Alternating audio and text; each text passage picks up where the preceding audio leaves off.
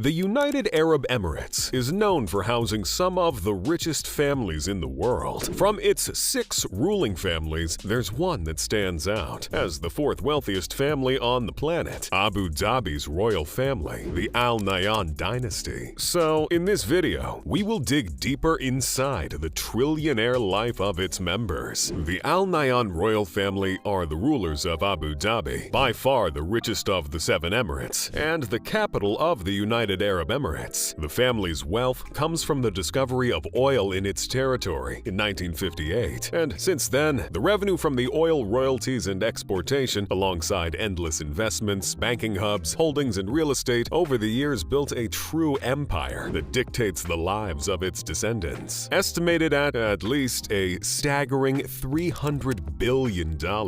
No one knows for certain the exact proportions of the royal family's fortune, since there's a blurry line between the government and the family itself, considering that the clan has been responsible for ruling the country since its independence. Currently, it's UAE's founder Sheikh Zayed bin Sultan Al Nahyan's 6 sons, with his 3rd wife Fatima bint Mubarak Al Ketbi, that dictate the rules, not only in Abu Dhabi, but clearly also have a lot of influence in the other emirates. All of them contribute to build the family's wealth, but some of the most prominent faces are Sheikh Mohammed bin Zayed Al Nahyan, or MBZ for short or to close friends, Sheikh Tahnoon bin Zayed Al Nahyan, and Sheikh Mansour bin Zayed Al Nahyan. MBZ is not only the head of the family and current ruler of Abu Dhabi, but also the president of the UAE. He alone is already worth $30 billion. Talk about a man with power. With everything that money can buy at his very reach, MBZ sure knows how to spend his fortune and be as extravagant as very few people can. To give a quick example, way back in 1981, MBZ married Princess Salama in a stupendous wedding, estimated to have cost $100 million. I mean, MBZ literally ordered the construction of a stadium with a 20,000 guest capacity for the ceremony, which lasted 7 days. Because if one knows how to spend, one sure must know how to party. It's no surprise then that when we take a look at MBZ's possessions, we find quite extravagant assets. Since a billionaire is not truly a billionaire unless he has a yacht, MBZ is the owner of the Rabdan, a luxury motor yacht with a 73-meter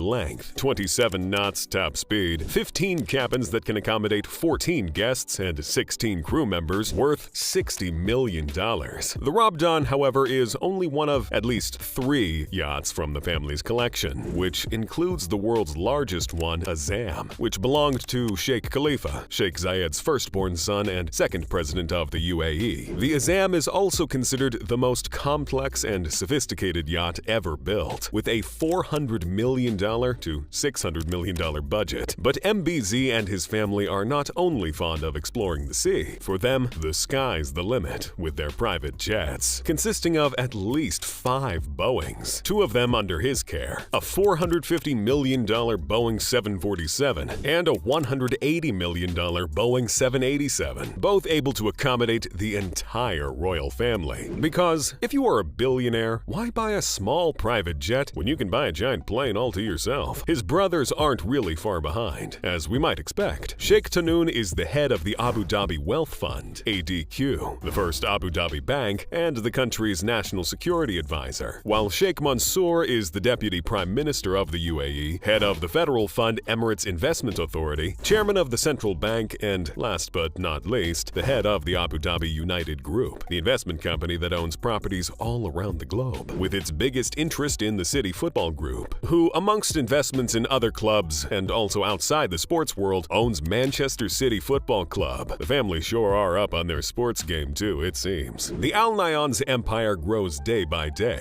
largely thanks to the Royal Group, a web of companies that acts on varied fields internationally, from tourism to robotics, finance to gastronomy, and sports to the entertainment industry. Such a conglomerate helps to spread the family's power and influence around the world, commanding assets worth around $300 billion. billion. The list of the Al Nahyan's properties goes on and on, with some of its other biggest assets consisting of various properties based in London, including the Berkeley Square House, plus numerous palaces around the globe. But perhaps the one worth exploring in this video is the royal palace in Abu Dhabi itself, the Qasr Al Watan. The palace, whose name literally means Nation's Palace, is not only the presidential residency, but also a cultural and tourist landmark in Abu Dhabi. The Qasr Al Watan is actually pretty recent, being completed in 2017 after a major and arduous construction that took 150 million man-hours and cost around $490 million, and has been open to public visitation since 2019, being nominated in 2020 for the World Travel Awards as the main cultural tourist attraction in the Middle East. With such a budget, the palace just had to be breathtaking, and the final result we see today absolutely does not disappoint. Its construction and design pays homage to the Arab heritage and tradition, with an astounding area of 380,000 square meters, with 2,300 rooms that include libraries, dining, and shopping area. With a white facade made of granite and limestone, the inside of the palace is beautifully and thoroughly decorated with blue and golden details that result in over 5,000 unique designs of Arab-inspired iconography all over the walls, ceiling, and floors. But nothing calls more attention than a chandelier that weighs 12 tons with 350,000 pieces of crystal, so intricate that it had to be assembled in place inside the Spirit of Collaboration Hall, a room designed to host official meetings. The palace also has a dome with a 37-meter diameter located on top of a central chamber that results in the largest room in the compound, the Great Hall, that divides the building into the east and west wings. While the east wing is known as the House of Knowledge, working as a kind of museum, accommodating several artifacts, religious texts, and a library with more than 50,000 books that document the cultural, social, and political history of the country. The West Wing is used for political and official purposes, like meetings or banquets with other world leaders or partners, for example. Another member of the family with a famously unrestrained and eccentric spending habit is Hamad bin Hamdan Al Nahyan, or simply the Rainbow Sheikh. With $20 billion